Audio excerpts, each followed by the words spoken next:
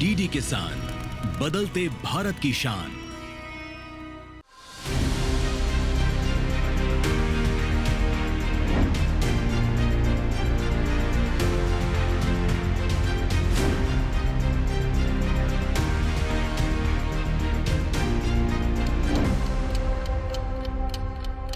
नमस्कार, दूरदर्शन किसान पर आप सभी का स्वागत है। आप देख रहे हैं कार्यक्रम विचार विमर्श और मैं हूं आपके साथ पुलकित शुक्ला। हमेशा की तरह खेती किसानी में परिवर्तन लाने के लिए, आपकी आय को बढ़ाने के लिए एक बार फिर से हम विचार विमर्श लेकर हाजिर हैं, एक नए विषय के साथ, नई खास जानकारी के साथ। आप सभी जानते हैं कि हमारे देश की रीढ़ कृषि है और खेती किसानी हमेशा से हमारे देश की, चाहे खाद्यान्न पूर्ति की बात हो या फिर आर्थिक स्थिति को मजबूत करने की बात हो, इन दोनों चीजों में हमारे कृषि ने महत्वपूर्ण भूमिका निभाई है। और इस भूमिका को निभाते हुए हमारी सरकार ने इसकी भूमिका को समझते हुए, इसकी महत्ता को समझते हुए समय समय पर हमारे किसानों के लिए, हमारे खेती किसानी को परिवर्तन लाने के लिए, चाहे उनको सब्सिडी देनी हो, चाहे उनके लिए कोई योजना लेकर आनी हो, सरकार इन तमाम बातों को समझते हुए किसानों के हित में हमेशा से समय समय पर ऐसे महत्वपूर्ण कदम उठाती रही है। ऐसे ही कदमों को अगर हम बात करें, अलग अलग योजनाएं लेकर सरकार आती है और उन योजनाओं का प्रचार प्रसार हम इस कार्यक्रम के माध्यम से करते हैं ताकि आप तक उन योजनाओं की जानकारी पहुंचे और आप उसका लाभ ले सके।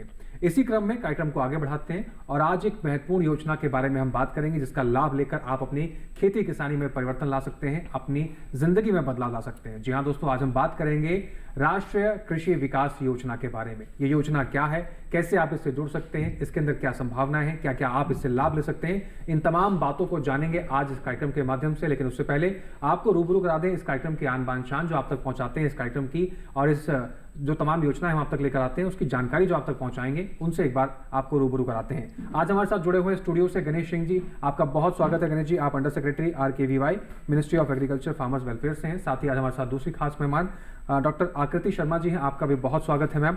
आप इंचार्ज हैं, CEO हैं पूसा कृषि IRI न्यू दिल्ली से।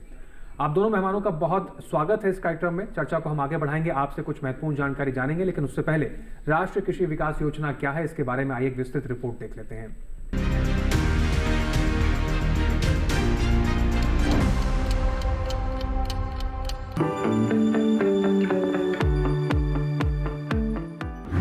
राष्ट्रीय कृषि विकास योजना यानी RKVY को कृषि एवं सहकारिता विभाग, कृषि मंत्रालय, भारत सरकार के तहत 2007-08 से शुरू किया गया था। इस योजना का उद्देश्य 11वें पंचवर्षीय अवधि के दौरान कृषि क्षेत्र में 4% वार्षिक वृद्धि हासिल करना था। ये योजना कृषि और संबद्ध क्षेत्रों में फसल पूर्व और फसल कटाई के बाद के बुनियादी ढांचे के निर्माण पर केंद्रित है, जो किसानों को गुणवत्तापूर्ण इनपुट, बाजार सुविधाओं आदि की आपूर्ति में मदद करती है। बता दें कि 2022-23 के दौरान योजना के लिए 331 करोड़ 8 लाख रुपए का आवंटन किया गया था। 2007 में जब राष्ट्रीय कृषि विकास योजना की शुरुआत की गई, तभी से RKVY के तहत विभिन्न कृषि परियोजनाओं को प्रोत्साहित किया जा रहा है। हर वर्ष इस योजना के अंतर्गत नई योजनाओं और अनुदानों की घोषणा की जाती है, जिससे किसानों की आर्थिक स्थिति में सुधार आ सके। इस योजना की शुरुआत कई सारे उद्देश्यों को लेकर की गई थी। योजना का उद्देश्य कृषि और संबद्ध क्षेत्रों के समग्र विकास और किसानों की आय में वृद्धि के लिए विभिन्न गतिविधियों को शुरू करने के लिए राज्यों को वित्तीय सहायता प्रदान करके कृषि और संबद्ध क्षेत्रों के संसाधनों के अंतर को भरना है। इसके अलावा कृषि और संबद्ध क्षेत्र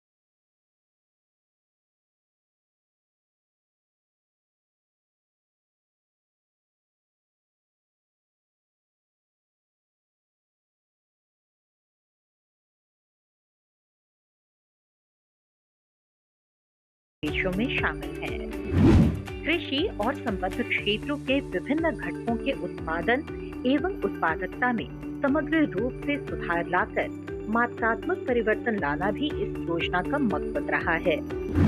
कुल मिलाकर राष्ट्रीय कृषि विकास योजना का उद्देश्य किसानों की आय को बढ़ाना, कृषि उत्पादकता को सुधारना और खाद्य संप्रभुता को मजबूत करना है। इस योजना के जरिए कृषि क्षेत्र में व्यापक सुधार और ग्रामीण विकास को गति दी जा सकती है।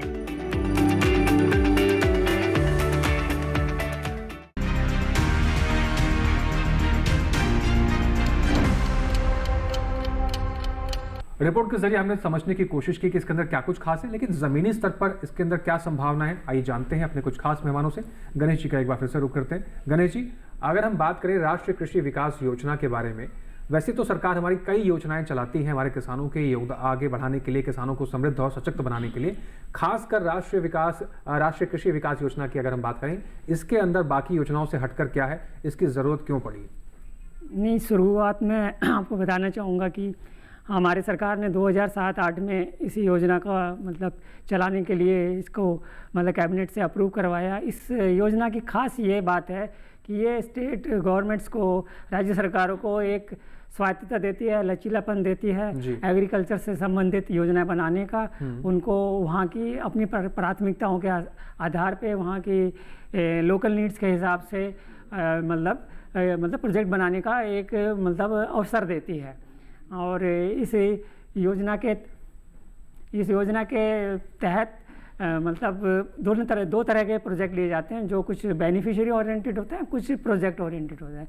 बेनिफिशियरी का पूरा सीधा फोकस जो उसमें फाइनेंशियल असिस्टेंस मतलब किसानों को दी जाती है, और जो प्रोजेक्ट ओरिएंटेड है उसके लिए मतलब है वो भी मतलब किसानों के लिए, परंतु वो अप्रत्यक्ष रूप से उनको उसमें मतलब प्रोजेक्ट लिए जाते हैं। स्टेट गवर्नमेंट को उसमें मतलब अनुदान दिया जाता है, और वो उनके वहाँ के अवेलेबल रिसोर्स, वहाँ की प्राथमिकताएं और वहाँ का जो भी लोकल नीड्स के हिसाब से ये इसमें राज्य सरकार को एक लचीलापन दिया है और उनको स्वायत्तता दी है इसमें प्रोजेक्ट बनाने की और भारत सरकार को मंजूरी के लिए भेजने की, और उसके बाद एक बार मंजूरी मिलने के बाद फिर उसी अनुसार से उनको किस्तों में इसके तहत अनुदान दिया जाता है। जी गणेश जी, आसान भाषा में अगर हम समझना चाहें तो हमारे जो किसान भाई हैं जो दिन रात लगकर अपनी खेतों में फसलें उगाते हैं, भविष्य की फसलें उगाते हैं, उनको इस योजना से कैसे लाभ हो सकता है, थोड़ा सा आसान भाषा में हमारे दर्शकों को बताइए।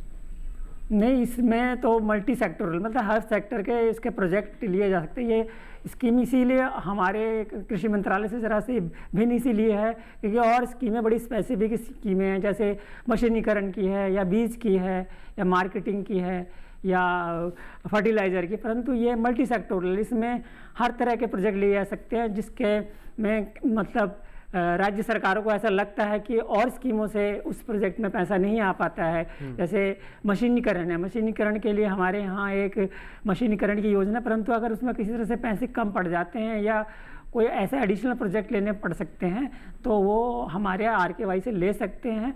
और उसमें जैसे कस्टम हायरिंग सेंटर होता है, किसानों को यंत्र चाहिए होते हैं अपने मतलब खेतों पे मतलब शुरू मतलब जब फसल बोने से लेकर फसल कटाई तक हर तरह के मशीन यंत्र चाहिए होते हैं, तो उसके लिए राज्य सरकार को कस्टम हायरिंग सेंटर दिया जाता है जहाँ पर आपको किराए पे मतलब यंत्र मिलते हैं, और जो छोटे यंत्र होते हैं उसके लिए मतलब सीधे डायरेक्ट मतलब किसानों को खरीदने के लिए अनुदान भी दिया जाता है राज्य सरकारों को।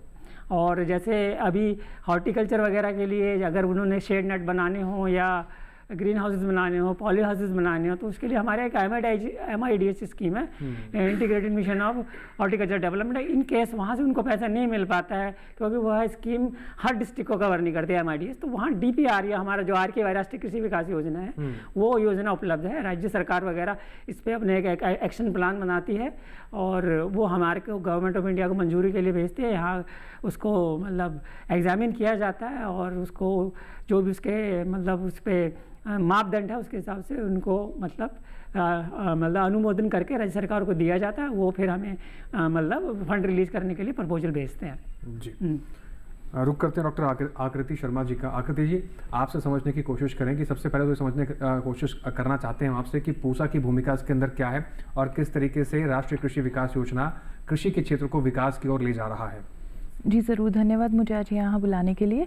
राष्ट्रीय कृषि विकास योजना के कई कंपोनेंट्स हैं, उसमें से एक कंपोनेंट है agri innovation and entrepreneurship cell, जो एक सेपरेट एक अलग सेल स्टैब्लिश किया गया है RKVY रफ्तार के अंडर में। और ये 2018-19 में इसकी नींव रखी गई थी जब इसकी गाइडलाइंस बनाई गई थी, और पूसा उस समय से स्कीम में पूरी तरह से इन्वॉल्व है। और पूसा संस्थान, जैसे कि आप जानते हैं, भारतीय कृषि अनुसंधान संस्थान पूसा संस्थान के नाम से जाना जाता है। और पूसा संस्थान एक नॉलेज पार्टनर है इस एक पर्टिकुलर इनिशिएटिव के अंदर, जहां पर हम स्टार्टअप्स को प्रमोट करते हैं जो भारतीय कृषि का चेहरा बदलने की क्षमता रखते हैं। तो इसके अंदर 29 इंक्यूबेटर्स हैं। जैसे इंक्यूबेटर के बारे में एक ज़रा छोटी सी बात बताऊं कि इंक्यूबेटर एक इस तरीके की एक ऑर्गेनाइजेशन होती है या एक स्ट्रक्चर होता है जो स्टार्टअप्स को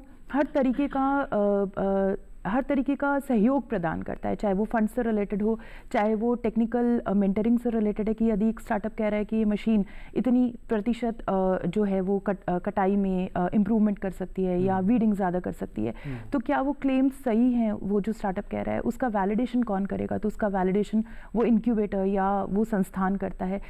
फिर उसके बाद में किस तरीके से प्रोडक्ट्स को उस रूप में लाया जा सके कि बाज़ार में जो उसकी डिमांड है उसको पूरा किया जा सके, किसानों की समस्याओं को समझकर किस तरीके से प्रोडक्ट्स को डेवलप किया जा सके। तो ये सब काम एक इंक्यूबेटर जो है वो स्टार्टअप्स के लिए करता है। और भारत में अभी इंक्यूबेटर्स और स्टार्टअप कल्चर के ऊपर बहुत ज़्यादा फोकस है बहुत सारे एरियाज़ के अंदर। तो एग्री भी इसमें एक महत्वपूर्ण सेक्टर है जिसके ऊपर हम काम करते हैं। और 29 इंक्यूबेटर्स तकरीबन 23 राज्यों के अंदर RKVY के अंडर में संचालित हो रहे हैं। ये इंक्यूबेटर्स अपने अपने राज्य के स्टार्टअप्स को लेते हैं, उनको ये सब प्रकार की सहायता प्रदान करते हैं, वित्तीय सहायता प्रदान करते हैं। और मैं इसके अंदर आपको कुछ फैक्ट्स भी बताना चाहूँगी, जिसमें 29 इंक्यूबेटर्स जो 23 स्टेट्स में अभी बने हुए हैं, वहाँ पर स्टार्टअप्स को 2 स्कीम्स के अंदर प्रमोट किया जाता है जहाँ पे हम फंड देते हैं। जिसमें अगर आपके पास में आप एक स्टार्टअप हैं और आपके पास में एग्रीकल्चर में आपके पास में एक मिनिमम वायबल प्रोडक्ट रेडी है जिसको आप मार्केट में ले जाने के लिए बिल्कुल तैयार हैं, या फिर आप कमर्शलाइज की जगह आपने पायलटिंग कर ली है मार्केट के अंदर, नाउ अब आप कमर्शलाइजेशन की स्टेज में हैं, तो वहाँ से वो अनुदान शुरू होता है। तो 25 लाख का प्रति स्टार्टअप उसमें अनुदान दिया जाता है। और दूसरा जो कंपोनेंट है उसके अंदर 5 लाख का अनुदान दिया जाता है, जहाँ पर आप अपने या तो अपने विचार को, आपके पास एक प्रूफ ऑफ कॉन्सेप्ट है, आपने थोड़ा सा कुछ डेवलपमेंट कर रखा है लेकिन आपने अभी प्रोडक्ट बनाया नहीं है, तो उस प्रोडक्ट को बनाने तक के लिए वो 5 लाख का अनुदान उसके अंदर दिया जाता है। तो दोनों के अंदर संचालन किया जाता है 29 इंक्यूबेटर्स के द्वारा। और ये सभी इंक्यूबेटर्स या तो कृषि यूनिवर्सिटीज़ हैं जो स्टेट्स की उनके अंदर लोकेटेड है, या फिर दूसरे इंस्टीट्यूशंस है, बट सरकारी संस्थानों में लोकेटेड है मेजरली, मैं ये बताना चाहूँगी। और अब तक इस स्कीम के अंदर में 200 करोड़ रुपए का अनुदान कृषि स्टार्टअप्स को दिया गया है, जिनकी संख्या तकरीबन 1800 है। जी आकृति जी, हम आपसे ये भी समझना चाहेंगे, आपने बताया कि 29 इंक्यूबेटर्स हैं पूरे देश भर में जो इस चीज़ की मॉनिटरिंग करते हैं। अगर हम RKVY की बात करें तो कहीं ना कहीं एग्रीकल्चर इंफ्रास्ट्रक्चर को स्ट्रॉन्ग करने की कवायद इस योजना के जरिए शुरू की गई है जो ये 29 इंक्यूबेटर्स काम कर रहे हैं, क्या ये कहना सही है? जी बिल्कुल। इंफ्रास्ट्रक्चर इन टर्म्स ऑफ कि हम कोल्ड स्टोरेज का इंफ्रास्ट्रक्चर चाहे देखना चाहें तो उस तरीके के स्टार्टअप्स हैं। साथ में टेक्नोलॉजी को प्रमोट करने का ज़्यादा उस पे ज़्यादा फोकस किया गया है, क्योंकि नवाचार जो आजकल एक बज़वर्ड भी है और कृषि के क्षेत्र में बहुत ज़्यादा नवाचार की ज़रूरत भी महसूस होती है। तो किस तरीके से हम रिसोर्सेज का जो यूटिलाइजेशन फार्मर्स के फील्ड पर हो रहा है उसको कैसे ऑप्टिमाइज़ कर सकें, किस तरीके से कम लागत में ज़्यादा उपज ले सकें, किस तरीके से सप्लाई चेन जो पूरी की पूरी है उसमें मूल्य संवर्धन किया जा सके, या उसके अंदर जो भी छीजत होती है उसको रोका जा सके, किस तरीके से इकोलॉजिकल सस्टेनेबिलिटी को प्रमोट किया जा सके जिसके अंदर हम वातावरण का और जलवायु परिवर्तन का ध्यान रख सकें। तो ये सब चीज़ें हमारी मेजर फोकस में रहती हैं और इसमें इंफ्रास्ट्रक्चर एक कंपोनेंट है। जी गणेश जी का रुख करते हैं। गणेश जी, इस योजना का मुख्य उद्देश्य कहीं ना कहीं ये भी है कि कृषि उत्पादकता में सुधार लाया जा सके। 2007-8 से जब ये योजना शुरू की गई और आज मौजूदा समय की बात करें, उत्पादकता में कितना सुधार इस योजना की बदौलत हमें देखने को मिला? किसानों की आय में कितनी बढ़ोतरी अभी तक देख पा रहे हैं? नहीं, ऐसे मतलब एक इसी योजना के आधार पे है बताना कि मतलब प्रोडक्टिविटी कितनी बढ़ गई है, वो तो इसका आकलन करना अभी ज़रा सा मुश्किल काम है। परंतु हाँ, मैं कुछ आंकड़े आपके पास इसके रखना चाहूँगा कि इस योजना से अभी तक का कितना मतलब फ़ायदा हुआ या इसकी मतलब क्या अचीवमेंट्स हैं। तो इस अचीवमेंट को मैं बताते हुए ये बताना चाहूँगा कि अभी तक जब से ये योजना शुरू हुई 2007 से अभी तक इसमें 9000 प्रोजेक्ट स्टेट गवर्नमेंट ले चुके हैं, जो अलग अलग क्षेत्रों के होते हैं, कृषि के अलग अलग क्षेत्रों के होते हैं, जिसमें मतलब मैकेनाइजेशन भी है, जिसमें सीड के भी है, जिसमें हॉर्टिकल्चर के भी हैं, जिसमें रिसर्च के भी प्रोजेक्ट हैं, और जिसमें मतलब फार्मर्स को ट्रेनिंग देने के बात है वो भी प्रोजेक्ट शामिल हैं, और कोऑपरेटिव जो कृषि क्षेत्र में कोऑपरेटिव्स लगी हुई हैं उनके भी मतलब उसमें प्रोजेक्ट शामिल है। तो काफ़ी मल्टी सेक्टोरल एरिया है RKVY, मतलब एक बहुत बड़े क्षेत्र को मतलब इसमें फंडिंग की जाती है। और इसके मतलब 2007-08 से अभी तक स्टेट गवर्नमेंट को सेंटर का सिर्फ 65,000 करोड़ तक का जो अभी तक मतलब हमने इसमें फंड जारी कर दिया है। इसमें स्टेट गवर्नमेंट भी अपना शेयर मिलाती है और उसी हिसाब से इसको प्रोजेक्ट को पूरा किया जाता है। ये मतलब मैं तो इसमें कुछ जैसे आपने कहा प्रोडक्टिव वगैरह को इसमें कितना फ़ायदा हुआ, तो उसका ज़रा मैं कुछ आंकड़े दे के मैं बताना चाहूँगा कि भी इस क्षेत्र में जैसे प्रोडक्टिविटी बढ़ाने के लिए कम से कम इसमें अभी 37,000 हमने मतलब क्रॉप डेवलपमेंट से रिलेटेड प्रोजेक्ट जब से ये स्कीम शुरू हुई है 37,000 प्रोजेक्ट मतलब इसमें हमने अप्रूव किए हैं। 37,000 प्रोजेक्ट मतलब प्रपोजल्स, नॉट प्रोजेक्ट, प्रपोजल्स, जिसमें मतलब किसानों को सीड डिस्ट्रीब्यूशन वगैरह के बारे में बताया जाता है या उसको अनुदान के रूप में अच्छे मतलब उसमें सीड उपलब्ध कराना भी है, शामिल है। इस तरह के प्रोजेक्ट किए जाते हैं, चाहे वो कॉटन है, शुगर केन है, राइस है या वीट है या ऑयल सीड है या पल्सेस है, सब तरह के प्रोजेक्ट इसमें शामिल हैं। तो ये किसी न किसी तरह से प्रोडक्टिविटी को ज़रूर इसमें मतलब प्रभावित करते हैं और उनकी मदद करते हैं प्रोडक्टिविटी बढ़ाने का। खाली RKVY से ही कितनी प्रोडक्टिविटी इस तरह का आकलन करना तो मतलब मुश्किल होगा, ज़रा मुश्किल होगा, क्योंकि सारी स्कीमें प्रोडक्शन से लिंक्ड हैं, चाहे वो मैकेनाइजेशन है, क्योंकि जो अलग अलग भी चल रही हैं। जी, कुल मिलाकर उद्देश्य सभी योजनाओं का यही है कि कृषि का सुधार हो, किसानों का सुधार हो। बिल्कुल। चर्चा को आगे बढ़ाएंगे, कुछ और महत्वपूर्ण बातों को जानेंगे, लेकिन उससे पहले यहाँ ले लेते हैं एक छोटा सा ब्रेक। आप बने रहें, देखते रहें कार्यक्रम विचार विमर्श।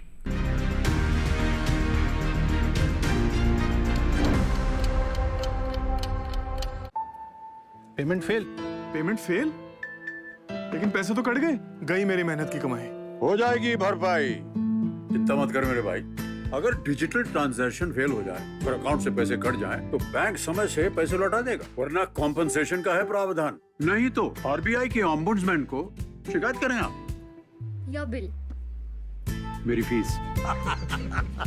RBI कहता है जानकार बनिए, सतर्क रहिए।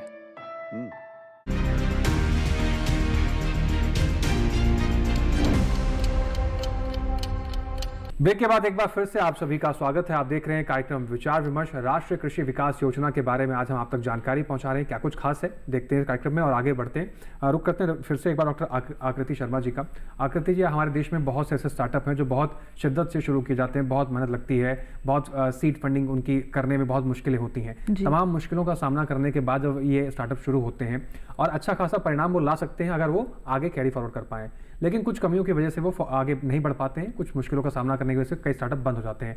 जैसे गणेश जी ने बताया कि 9000 प्रोजेक्ट शुरू किए गए हैं, तो 9000 प्रोजेक्ट के अलग से अगर हम बात करें जो स्टार्टअप्स बंद हो जाते हैं, क्या उनको भी राष्ट्रीय कृषि विकास योजना के तहत कोई व्यवस्था की जाती है या ऐसे स्टार्टअप्स के लिए क्या कुछ व्यवस्था की गई है ताकि वो कंटिन्यू रह सकें?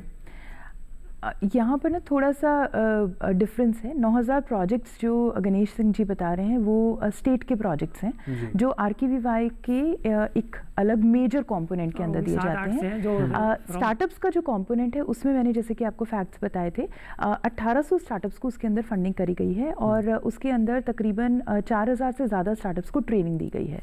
तो फंडिंग जो कि एक बहुत बड़ा रीज़न है जिसकी वजह से इनिशियली, क्योंकि ऐसा रहता है कि जब एक आइडिया आपके पास रहता है या एक बेसिक प्रोटोटाइप डेवलप रहता है, लोग आप पर भरोसा नहीं करते, वो आपको पैसा देने के लिए बाजार में राजी नहीं होते। तो उस समय पर जो गवर्नमेंट ग्रांट्स रहती हैं वो एक देवदूत की तरह आती हैं और वो गवर्नमेंट ग्रांट्स उस समय पे दी जाती हैं ताकि आप उस लेवल तक पहुंच जाए जहां पर आपका इतना ट्रैक्शन एटलीस्ट मार्केट में बन जाए कि आप बाहर की दूसरी फंडिंग अट्रैक्ट कर सकें या ले सकें उसको स्केल करने के लिए। तो इसीलिए सरकार की जितनी भी इस तरीके की स्कीम्स चलती हैं जिसके अंदर ग्रांट इन एड दी जाती है, चाहे वो DST की हो या RKVY की है, वो बनाई ही उस पर्टिकुलर लेवल के लिए जहाँ पर आपको और कोई तरह की फंडिंग बाजार में अवेलेबल नहीं है। तो एक तो ये बहुत बड़ा कारण है जिसकी वजह से मैं समझती हूँ कि जिन एग्री टेक के अंदर जिन स्टार्टअप्स को मेजर प्रॉब्लम्स आ रही थी वो पूरा करने में हम मदद कर रहे हैं। दूसरा पॉइंट आता है जहाँ पर एक तकनीकी हेल्प की ज़रूरत होती है कि जो तकनीक आपने डेवलप करी, क्योंकि हमारे पास में देखिए हर तरह के स्टार्टअप्स आते हैं। वो स्टार्टअप्स भी हैं जो कृषक परिवर्तित होकर स्टार्टअप बन गए हैं या उन्होंने अपनी कंपनी बनाई है। तो स्टार्टअप में और एंटरप्राइज में एक छोटा सा डिफरेंस मैं बताना चाहूँगी। एंटरप्राइज रूटीन बिजनेसेस होते हैं जो कि ऑलरेडी अभी चल रहे हैं बाजार के अंदर, वैसे के वैसे आपने नए खड़े किए, तो ये बिजनेस तो होते हैं लेकिन इनमें इनोवेशन का कंपोनेंट नहीं होता, नवाचार नहीं होता, इसलिए स्टार्टअप की श्रेणी में नहीं फॉल करते स्टार्टअप इंडिया की डेफिनेशन के अनुसार। तो हम उस डेफिनेशन को फॉलो करते हैं RKVY के अंदर भी, और उसके अनुसार जो स्टार्टअप्स नवाचार लेकर आते हैं उनको हम यहाँ पर अलग अलग मेथड्स के थ्रू सेलेक्ट करते हैं। तो हम उनको तकनीकी सहायता भी प्रोवाइड करते हैं। तो जो किसान परिवर्तित हुए उद्यमी बने उनको बहुत प्रिसीजन नहीं होता, जैसे मशीनरी बनाई, तो अभी जैसे हमारी पराली की एक बहुत बड़ी समस्या दिल्ली में हम देख पा रहे हैं, अभी करंटली फेस कर रहे हैं। तो उसके अंदर एक हमारे स्टार्टअप ने एक मशीन बनाई जो इमीडिएटली राइस की हार्वेस्टिंग के बाद में वीट की सोइंग जो है करने में मदद करती है, साथ में पराली को मल्च कर देती है। तो ये एक नई तरीके की तकनीक थी जो जिसको रिसर्च इंस्टीट्यूशंस भी प्रमोट कर रहे हैं, लेकिन उसने मशीन बनाई, लेकिन मशीन में उस तरीके का प्रिसीजन नहीं था, एंगल्स एंड ऑल वो सब चीज़ें अच्छे से उतनी डिफाइंड नहीं थी। तो हमने उसमें तकनीकी सहायता प्रदान की। हमारे पास एग्रीकल्चरल इंजीनियरिंग डिपार्टमेंट है अपना, जिनके साथ में उन्होंने काम किया। फिर उसके बाद में हमने उसका पेटेंट करने के लिए उसको सहयोग दिया, और उसके बाद में फिर उसने कमर्शलाइज किया, और अभी वो करोड़ों में अभी रेवेन्यू भी अर्न कर रहा है। और सिर्फ करोड़ के रेवेन्यू की भी बात नहीं है, बहुत सारे फार्मर्स को उसने वो मशीनें पहुंचाई हैं और उस दिशा में वो कार्यरत है फिलहाल। तो इस तरीके से स्टार्टअप्स को तकनीकी सहायता देना भी एक बहुत बड़ा, हमें लगता है कि जो स्टेट एग्रीकल्चरल यूनिवर्सिटीज़ हैं या फिर पूरा ICR का सिस्टम है जिसमें कृषि संस्थान आते हैं, उनके पास ये कैपेबिलिटी है, उनके पास ये क्षमता है कि वो इस तरीके की तकनीकी सहायता प्रदान कर सकते हैं। और उस क्षमता को मैं समझती हूँ कि लिवरेज किया जाना चाहिए, और हम लिवरेज करने की कोशिश भी करते हैं। बिल्कुल, और हमारी सरकार भी इसके लिए तत्पर है। कई ऐसे प्रोग्राम्स हमने देखे हैं जिसके जरिए जो स्टार्टअप्स निकल कर आए हैं उन्होंने कृषि के क्षेत्र में अभूतपूर्व बदलाव किए हैं। जी बिल्कुल। डॉक्टर आकृति शर्मा जी, आपने बहुत महत्वपूर्ण बातें बताई हैं। साथ ही इसमें ये भी हम आपसे जानना चाहते हैं कि अगर कोई स्पेसिफिक इंडिविजुअल है या कोई कृषक ही है, उसके पास कोई आइडिया है लेकिन उसके पास आगे के रास्ते नहीं है कि मैं कहाँ जाऊँ, क्या जानकारी लूँ, कैसे शुरू करूँ, उस आइडिया को डेवलप करने के लिए पूसा संस्थान और क्या इस योजना के तहत उसको मदद की जाएगी? किस प्रकार से वो कहाँ जाके जानकारी ले, किससे मिले? जी, तो इसके लिए RKVY रफ्तार की वेबसाइट पे भी जाकर देख सकता है कौन कौन से इंक्यूबेटर्स हैं, वो किस एरिया का फार्मर है या एंटरप्रेन्योर है वो देख सकता है। बाकी पूसा और बाकी 4 और इंक्यूबेटर्स हैं, जैसे मैनेज है, नियाम है, आसाम एग्रीकल्चर यूनिवर्सिटी और university of agricultural sciences Dharwad है।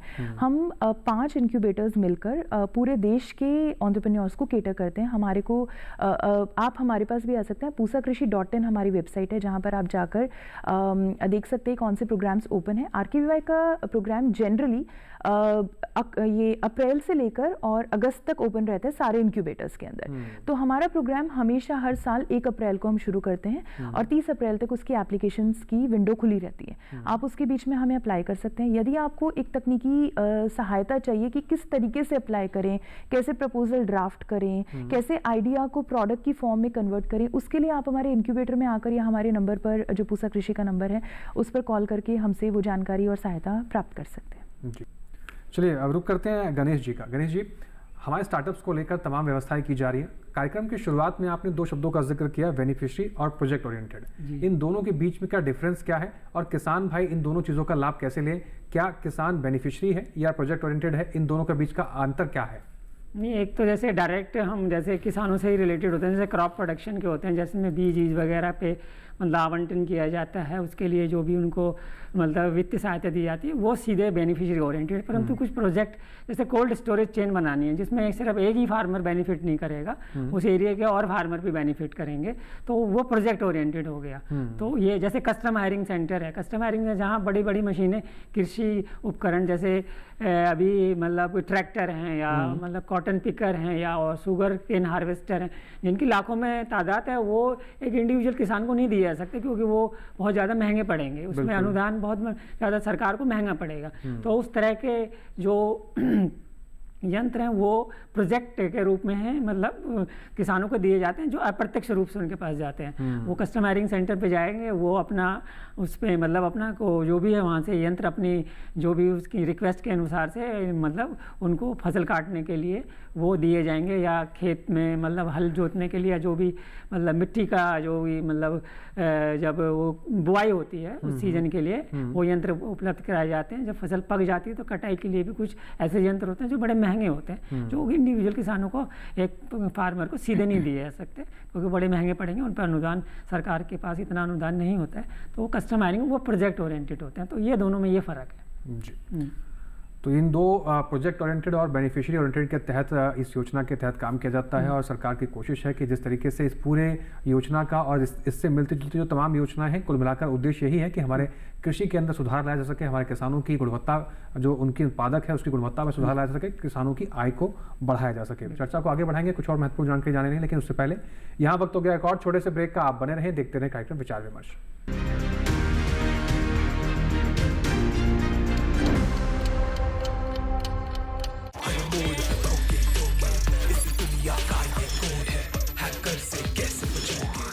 आपको पता नहीं है इस प्रोजेक्ट के लिए मैंने कितनी मेहनत की है। आप जानती हैं 2 प्रोजेक्ट मिस कर दिए मैंने इस एक प्रोजेक्ट के लिए। अब मेरा लैपटॉप आपके प्रोजेक्टर के साथ कनेक्ट ही नहीं हो रहा है। नहीं हो पाएगा। तो रतन जी आप किसी और कॉन्फ्रेंस रूम में मेरी मीटिंग अरेंज करा दीजिए ना। नॉट पॉसिबल, सब कुछ ऑलरेडी बुक है। तो मैं क्या करूँ, मुझे प्रेजेंटेशन देनी है, अभी सब लोग आते होंगे। आप मेरे लैपटॉप से चला लीजिए अपना प्रेजेंटेशन। कैसे? मेरे लैपटॉप में वाईफाई ऑलरेडी ओपन है, उसमें अपनी मेल खोलिए, सब कुछ हो जाएगा। सयाली की कहानी शुरू तो एक प्रोजेक्टर इशू को लेकर थी, पर पुलिस तक पहुंची उसके डिफेमेशन के अटेम्प्ट को लेकर। पर अभी भी क्या हमें पूरा सच पता था, या इस कहानी के पीछे था कोई बड़ा साइबर क्राइम? देखिए साइबर क्राइम की दुनिया बच के रहना, हर रविवार सुबह 9 बजे और रात 9 बजे सिर्फ डीडी नेशनल पर।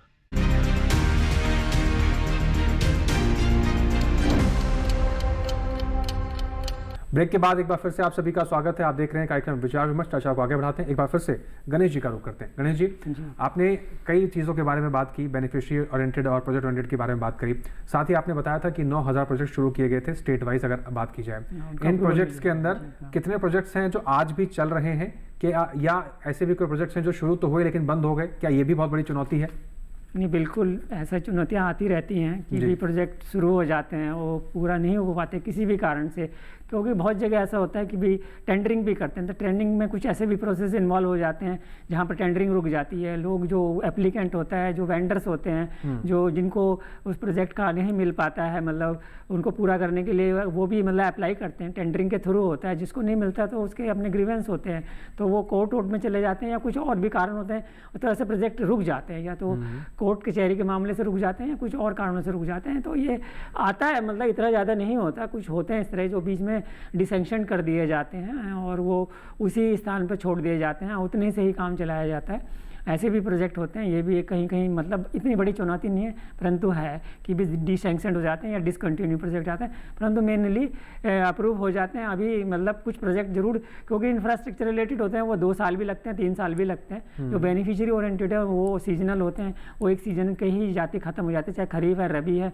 तो वो क्रॉप प्रोटेक्शन के होते हैं, वो तो सीजनल स्पेसिफिक होते हैं, वो 3-4 महीने में ही आपके प्रोजेक्ट खत्म हो जाते हैं। परंतु जो इंफ्रास्ट्रक्चर होते हैं वो बड़े प्रोजेक्ट होते हैं, उनमें 2 साल का टाइम भी लगता है, 3 साल का भी लगता है। इंफ्रास्ट्रक्चर होता है बड़े आधार पे किया जाता है, बड़े स्केल पे किया जाता है, तो ज़रूर है उसमें 2-3 साल लगते हैं। तो इस तरह के भी प्रोजेक्ट होते हैं। जी गणेश जी, ये कैसे समझें हैं कि अगर कोई दर्शक हमें जो देख रहे हैं इस समय कार्यक्रम को, वो कैसे समझें कि इस योजना का लाभ हम ले सकते हैं कि नहीं? पात्रता कैसे समझी जाए? क्या पात्रता है इस योजना का लाभ लेने के लिए? क्या क्या रिक्वायरमेंट्स होती हैं? कौन एलिजिबल है क्या नहीं? इसको कैसे समझें?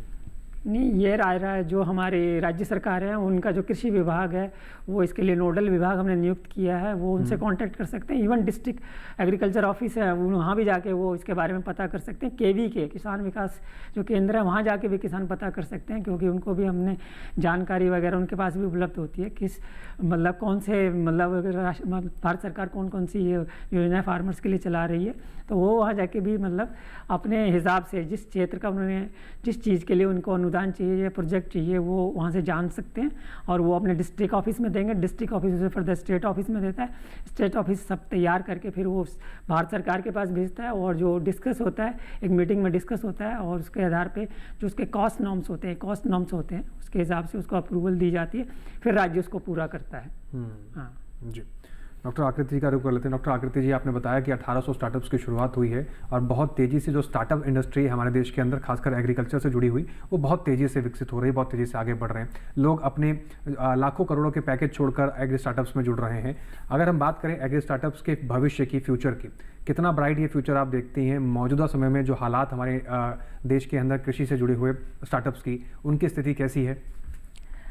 जी, फ्यूचर डेफिनेटली बहुत ब्राइट है, क्योंकि अब कृषि में कोर में इनोवेशंस बहुत ज़्यादा नहीं आ रही। किस तरीके की इनोवेशंस आ रही है, जिनको हम कहते हैं convergence of different disciplines. For example IIT से बच्चे पढ़कर और अपना टेक का बेस लेकर कृषि में आते हैं और कृषि की प्रॉब्लम्स को सॉल्व करने की कोशिश करते हैं। चाहे आप उसमें AI को ले लीजिए, ML को ले लीजिए, इवन हमने ऐसे भी केसेस विटनेस किए हैं जहाँ पर विदेशों से बच्चे पढ़कर आए और उन्होंने वर्चुअल रियलिटी को या फिर रिमोट सेंसिंग को किस तरीके से इनकॉर्पोरेट किया कि वो रिसोर्सेज का यूटिलाइजेशन कृषि के अंदर प्रॉपर कर पाएँ, और वो तकनीकें जो हैं, जो अलग अलग विषयों की हैं, उनके मिलने से कृषि अभी बहुत ज़्यादा लाभान्वित हो रही है। और मैं समझती हूँ कि स्टार्टअप कल्चर ही सिर्फ नहीं, इनोवेशन का कल्चर जो है वो बहुत लंबा चलने वाला है, क्योंकि भारत में बहुत सारे गांव हैं, बहुत कृषक, एक बहुत बड़ा तबका है जो स्मॉल एंड मार्जिनल फार्मर्स का है, जिनको एक्चुअली इस तरीके की तकनीक की बहुत ज़्यादा ज़रूरत है अपनी आय को बढ़ाने के लिए। तो वो तबका जब तक टैप नहीं होता इन स्टार्टअप्स के द्वारा या इस तरीके की इनोवेशंस के द्वारा, और इसमें रिसर्च इंस्टीट्यूशंस भी पूरी तरह से इन्वॉल्व हैं, क्योंकि हम भी इस तरीके के प्रयास करते रहते हैं अपनी रिसर्च के द्वारा कि हम किस तरीके से फार्मर्स को या किसानों को लाभान्वित कर सके। तो मैं समझती हूँ कि बहुत वक्त तक ये चलेगा और बहुत अच्छा भविष्य है इनका। और ये इसके अंदर से फंडिंग ही नहीं, अभी तो बहुत सारे, मैं ये भी बताना चाहूँगी कि वेंचर कैपिटल फंड्स जो हैं नए नए हमारे पास ऑलमोस्ट हर दूसरे दिन किसी न किसी VC फंड के साथ हम बात करते हैं, जो पहले कृषि को बहुत एक इम्पॉर्टेंट सेक्टर नहीं समझते थे इन्वेस्टमेंट के लिए, कृषि के स्टार्टअप्स को, वो अब आगे आ रहे हैं और अब कृषि में इन्वेस्ट करना चाहते हैं। बहुत सारी कॉर्पोरेट सोशल रिस्पॉन्सिबिलिटी की ग्रांट्स अवेलेबल हैं जो कृषि के अंदर स्टार्टअप्स को पैसे देकर उनको बिजनेसेस को खड़ा करना चाहते हैं। तो ये एक परिवर्तन मैं समझती हूँ कि पिछले 2-3 साल से आया है और ये आगे अभी लंबा चलने वाला है, क्योंकि ये तो सिर्फ अभी शुरुआत है। जी, आकृति जी, क्योंकि आप स्वयं एक महिला हैं, अगर महिलाओं के योगदान की बात करें स्टार्टअप्स के अंदर और खासकर कृषि के क्षेत्र के अंदर की बात करें, तो स्टार्टअप्स को देखते हुए महिलाओं का योगदान किस प्रकार से, क्या महिलाएं भी इन तरह के स्टार्टअप से जुड़कर आगे आ रही हैं? जितने स्टार्टअप्स को आप रोज़ मिलते जुलते हैं, आपके पास जानकारियाँ हैं, उन स्टार्टअप्स में महिलाओं के लिए रोज़गार अवसर कितना है और महिलाओं का भविष्य इस स्टार्टअप्स के जरिए कितना उज्जवल हो सकता है? और जी, तो मैं इसमें एक फैक्ट बताना चाहूँगी। स्पेसिफिकली पूसा कृषि के अंदर 18% महिला फाउंडर्स हैं जिन्होंने अपने स्टार्टअप्स हमारे साथ शुरू करे। तो हमने अभी तक 192 स्टार्टअप्स को फंड दिया है अंडर RKVY और टोटल अलग अलग बहुत सारे प्रोग्राम्स के अंडर हमने 400 से ज़्यादा स्टार्टअप्स को इंक्यूबेट कर दिया है। तो 18% उनमें से महिला उद्यमी हैं जिन्होंने शुरुआत की। और यहाँ पर मैं सिर्फ ये नहीं बताना चाहती कि जहाँ पर पुरुष उद्यमी शायद उनके पीछे खड़े हैं इसलिए वो महिला उद्यमी आगे आकर काम कर रही है, नहीं, ये वास्तविकता में ऐसे उद्यम हैं जिनमें महिलाएं टेक्निकल डायरेक्टर्स हैं या फिर वो टेक्निकली उस चीज़ को या उस प्रोडक्ट को या उस टेक्नोलॉजी को समझती हैं और उनकी डेवलप करा हुआ प्रोडक्ट है, तो उनकी बात कर रही हूँ। तो ये एक बहुत ही उज्जवल भविष्य की तरफ संकेत देता है, क्योंकि 2016 में जब हमने इंक्यूबेशन में एक्सेलरेशन की शुरुआत करी थी, उस समय पर हमारे पास में 5% महिलाएं आया करती थी, जो अभी बढ़कर 18% हो गया है। और हम समझते हैं कि आगे आने वाले समय में ये अंक बढ़ेगा, क्योंकि बहुत सारे रिसर्च रिपोर्ट्स अभी ये बताती हैं कि हायर एजुकेशन के अंदर महिलाओं का प्रतिशत बढ़ता जा रहा है और startup culture majorly higher education driven है करंटली अभी जैसा है। तो ये मैं समझती हूँ कि इसमें नई तकनीकें लेकर महिलाएं और आगे आ रही हैं और हर एक फील्ड में, ये सिर्फ बायोटेक्नोलॉजी या कृषि इनपुट्स के बारे में नहीं है, ये रिमोट सेंसिंग के बारे में है, सैटेलाइट इमेजरी के बारे में है, जहाँ पर महिलाएं IISc से पढ़कर, IIT बॉम्बे से पढ़कर वो अभी उन्होंने अपने स्टार्टअप शुरू करे हैं और वो आगे बढ़कर काम कर रही हैं और वो हर फ्रंट पर आगे बढ़कर काम कर रही हैं। ऐसा नहीं है कि सिर्फ तकनीक बनाई या प्रोडक्ट डेवलपमेंट के अंदर सेंटर्ड है, मार्केटिंग में भी इक्वल कंट्रीब्यूशन है। फंड्स रेज करने के लिए जो पिच देनी होती है वहाँ पर आगे बढ़कर वो उस सब कार्य को भी बखूबी निभाती हैं। तो ये एक अच्छा संकेत है। जी, आकृति जी, साथ ही ये भी आपसे समझना चाहेंगे कि जो हमारे यहाँ स्टार्टअप चल रहे हैं ऑलरेडी, जिन स्टार्टअप्स ने मान लीजिए किसी सरकारी योजना का लाभ अभी मौजूदा समय में वो ले रहे हैं या कहीं से उन्होंने सरकारी योजना के जरिए कोई फंड उठा रखा है, तो क्या वो भी इस योजना का लाभ ले सकते हैं? जी, वो एलिजिबल इस योजना का लाभ लेने के लिए नहीं बनते, क्योंकि अगर उन्होंने फंड, लेकिन सेम प्रोडक्ट के लिए अगर फंड उन्होंने उठा रखा है ऑलरेडी डेवलपमेंट का, तो उस केस में ये योजना, इसमें जो अभी गाइडलाइंस में नए परिवर्तन किए गए हैं उस अनुसार ये कहा जा रहा है कि वो इस योजना के लिए एलिजिबल नहीं होंगे। लेकिन अगर प्रोडक्ट में डिफ्रेंसिएशन है, अलग प्रोडक्ट है, या फिर ऐसा है कि उसका काम इतना डिफरेंट है जो पहले वाली योजना में जो लाभ उठाया उससे अलग है, तो उस केस में एलिजिबिलिटी बनती है उनकी अप्लाई करने के लिए। जी, गणेश जी का रुख करते हैं। गणेश जी, इन तमाम बातों के इर्द अगर और कुछ खास जानकारी जो हमारे दर्शकों तक पहुंचनी बहुत ज़रूरी है, जिस पर अभी हमने जिक्र नहीं किया, क्या आप बताना चाहते हैं कुछ ऐसा? नहीं, फिलहाल तो मैं इतना ही बताना चाहूँगा कि राष्ट्रीय कृषि विकास योजना जो कृषि मंत्रालय की है, ये एक बड़ी फ्लैगशिप स्कीम है और राज्यों में बहुत मतलब ये प्रसिद्ध है। और ये मतलब राज्य मतलब इसमें मैक्सिमम प्रोजेक्ट अपना लेना चाहते हैं, क्योंकि इसमें उनको सहायता दी गई है, इसमें उनको लचीलापन दिया गया है। अभी इसमें 22-23 से मतलब 8-7 घटक, मतलब 7 जो अलग स्कीमें अलग अलग स्टैंड अलोन चल रही थी मिला के इसको एक अम्ब्रेला स्कीम, मतलब कौन सा जॉइंट स्कीम, इंटीग्रेटेड स्कीम बना दी गई है, जिसमें RKY के साथ साथ और 7 स्कीम जो है वो मतलब मर्ज कर दी गई हैं, जिससे कि स्टेट को ज़्यादा फ्लेक्सिबिलिटी मिले।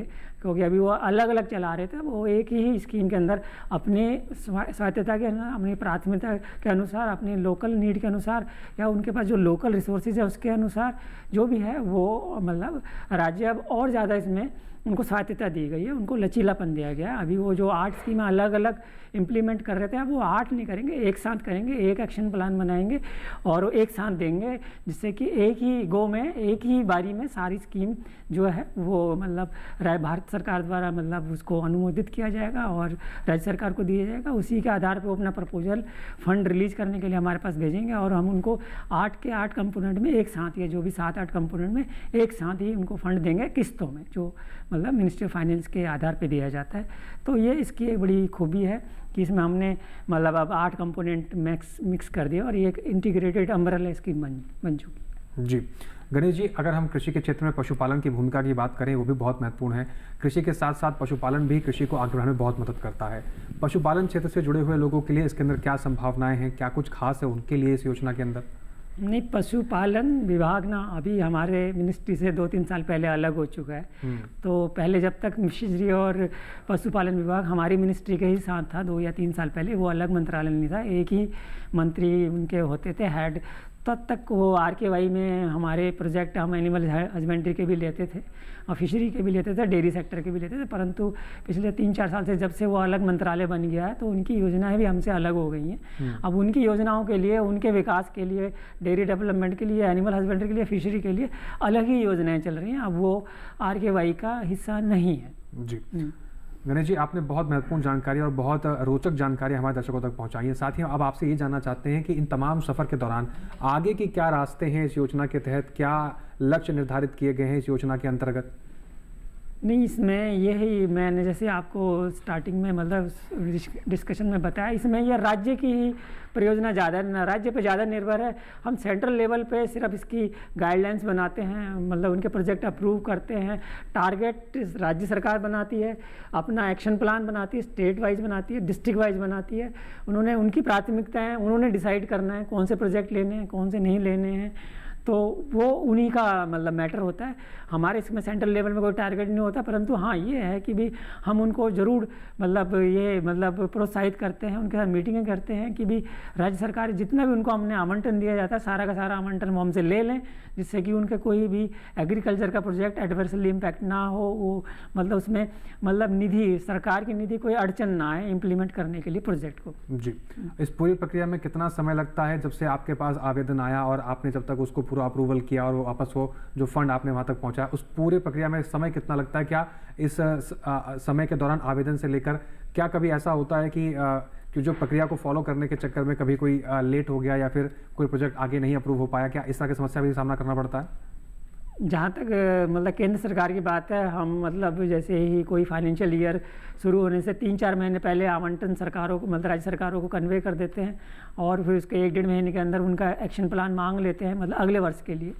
और उसके बाद इसको 2 महीने या 3 महीने की प्रक्रिया लगती है, जो हमारे यहाँ भी मतलब हमारे पास 29 स्टेट हैं या 8 यूटी है, सबके प्रोजेक्ट को एग्जामिन करना, उनके लिए मीटिंगें बुलाना, फिर उसके मिनट्स देना, तो ये भी एक बड़ी लंबी प्रक्रिया। तो 2 महीने या 3 महीने हमें भी मतलब सरकार में केंद्र सरकार की तरफ से लगता है इस पर भी उनको अनुमोदन देने के लिए। फिर जब वहाँ से फंड रिलीज होता है तो फिर वो उनकी अपनी प्रक्रिया होती है, स्टेट आधार पे भी। स्टेट फिर आगे डिस्ट्रिक्ट को फंड देता है, डिस्ट्रिक्ट फिर किसानों तक पहुंचाता है। तो किसान ने आवेदन किया और जब उसे फंड मिला तो प्रक्रिया में ज़रा समय लगता है, उसमें 6 महीने भी लग सकते हैं, 8 महीने भी लग सकते हैं, 10 महीने भी लग सकते हैं। तो ये अलग अलग निर्भर कर सकता है, कोई ऐसी तय सीमा नहीं है जी मैं बता सकूँ कि भी किसान ने आवेदन किया और उसको कितने दिन में वो फंड मिल गए। जी गणेश जी, हम समझ सकते हैं। डॉक्टर आकृति जी का रुख करते हैं। डॉक्टर आकृति जी, समय हमें समाप्ति की ओर इशारा कर रहा है और आखिरी सवाल मैं आपसे लेना चाहता हूँ। इन तमाम जानकारियों के अतिरिक्त कुछ और जानकारी आप हमारे दर्शकों तक पहुँचाना ज़रूरी समझती है कि कुछ रह गया है जिसके बारे में हमारे दर्शकों को जानना ये भी ज़रूरी है? जी, सिर्फ एक छोटी सी बात कि मैं एक तो आपके विचार विमर्श के माध्यम से अनुरोध करना चाहूँगी भारतीय किसानों को भी, और जो भी उद्यमिता को अपने दिमाग में लेकर अभी फ़िलहाल चल रहे हैं, तो वो कृपया ज़रूर इस स्कीम का रुख करें और इसके बारे में जानें समझें, हमसे संपर्क करें या RKY में मिनिस्ट्री से भी संपर्क कर सकते हैं, तो पता करें और साथ में इसको आगे बढ़ाने की कोशिश करें कि किस तरीके से आप अपने, क्योंकि जो विचार एक किसान के फील्ड से उठकर आता है वो डेफिनेटली उसकी जो भी वो समस्याएं वहाँ पर फेस कर रहा है उसके ऊपर बेस्ड है। वो सिर्फ कुछ ऐसी टेक्निक नहीं है जो बाहर से किधर से आकर वहाँ पर इम्प्लीमेंट या पुश की जा रही हो। तो ये इसलिए मैं एक तो एनकरेज करना चाहूँगी। दूसरी बात ये, क्योंकि एक फार्मर्स इम्पैक्ट ग्रांट है, तो इसके अंदर जो भी उद्यमी अब इस के लिए अप्लाई करें वो ये समझें कि किस तरीके से वो अपने प्रोडक्ट्स या अपनी टेक्नोलॉजीज़ के माध्यम से फार्मर्स पे इम्पैक्ट जनरेट कर सकते हैं, किस तरीके से ज़्यादा किसानों को अपने साथ जोड़ सकते हैं, किस तरीके से ज़्यादा किसानों को अपने प्रोडक्ट्स का या अपनी टेक्नोलॉजीज़ का लाभ दे सकते हैं, चाहे वो सोर्सिंग के थ्रू हो, चाहे वो अपने प्रोडक्ट्स को उनके फील्ड्स में डिप्लॉय करने के थ्रू हो। तो ये इन बातों का ध्यान अवश्य रखें जब आप इस स्कीम के लिए अप्लाई करें, और डेफिनेटली कोशिश करें कि हर एक उस विचार को एक मूर्त रूप देने की कोशिश करें और उसके लिए आगे बढ़ें। बस यही कहना चाहूँगी। धन्यवाद। तो राष्ट्रीय कृषि विकास योजना से जुड़ी संबंधित तमाम जानकारी इस कार्यक्रम के माध्यम से हमने आप तक पहुंचाने की कोशिश की है। उम्मीद करेंगे कि जितने भी सफल उद्यमी हैं या फिर उद्यम से जुड़ना चाहते हैं कृषक हमारे किसान भाई, वो इन तमाम जानकारियों का सही तरीके से सही समय पर लाभ उठाएंगे। राष्ट्रीय कृषि विकास योजना से जुड़कर आप अपनी कृषि के अंदर जो अपार संभावना है उसको तलाश कर एक अच्छा खासा मुकाम पा सकते हैं, अच्छा खासा अपना नाम बना सकते हैं। राष्ट्रीय कृषि विकास योजना से जुड़िए, ज़्यादा से ज़्यादा संख्या तक लोगों तक इस जानकारी को पहुँचाइए, यही हमारे कार्यक्रम का उद्देश्य है। और हमारी सरकार का भी उद्देश्य यही रहता है कि समय समय पर हमारे किसानों को और कृषि को और बेहतर किया जा सके, हमारे किसान भाइयों की ज़िंदगी को और आसान किया जा सके। आज के इस कार्यक्रम के माध्यम से हमने जो जानकारियां आप तक पहुंचाई हैं, उम्मीद करेंगे इन जानकारियों का आप सही समय पर लाभ ले पाएंगे। विचार विमर्श के इस कार्यक्रम में डॉक्टर आकृति शर्मा जी, आप कीमती समय निकालकर पहुंची, आपका बहुत शुक्रिया हमारे साथ जुड़ने के लिए समय निकालकर। गणेश सिंह जी, आपका भी बहुत शुक्रिया हमारे साथ जुड़ने के लिए, तमाम जानकारी हमारे दर्शकों तक पहुँचाने के लिए। दर्शकों, हमारे इस कार्यक्रम से जुड़े आपको कोई भी जानकारी या कोई भी सुझाव आप हम तक पहुंचाना चाहते हैं तो आप हमारी ईमेल आईडी भी नोट कर सकते हैं। आप हमारी ईमेल आईडी नोट कर लीजिए, विचार विमर्श 08@gmail.com पर अपने सुझाव और अपने विचार हम तक पहुंचा सकते हैं। आपके सुझाव और विचार हमें इस कार्यक्रम को और बेहतर करने में मददगार साबित होते हैं। इसके साथ ही आज के इस विचार विमर्श कार्यक्रम में बस इतना ही। फिर से हाजिर होंगे नए विषय के साथ, नए मेहमानों के साथ, नई जानकारियों के साथ। आप बने रहें डीडी किसान के साथ। हमें और हमारी टीम को दीजिए इजाजत। नमस्कार।